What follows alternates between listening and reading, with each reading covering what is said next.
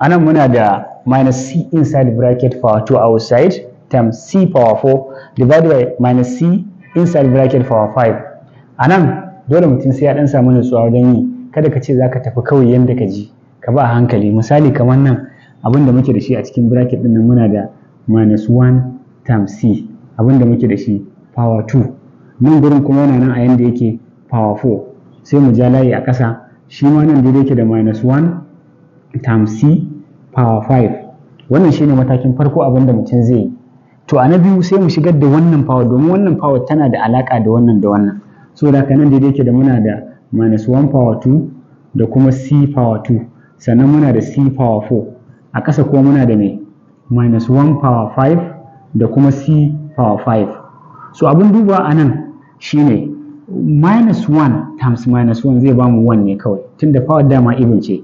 Minus 1 times minus 1 mun gama da shi, so zai zama times c power 2 times c power 4. A nan a ƙasa kuma akwai abin lura, da inda kake da negative number aka yi mata power wadda take odd ce kamar irin wannan, da kai ta kawo a ƙarshe still negative zaka samu.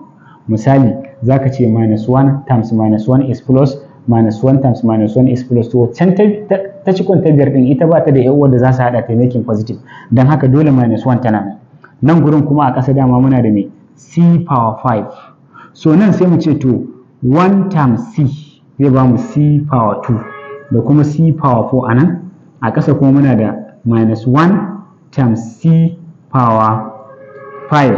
So abin lura a nan shine nan gurin za mu ce to c times c, wannan c power 2 din kenan, sai mu ce kuma times c times c times c times c har so 4, wannan kenan 1 2 3 4, sai mu ja layi nan muna da minus 1, sai mu zo mu ce times c times c times c times c har so 5 1 2 3 4 5.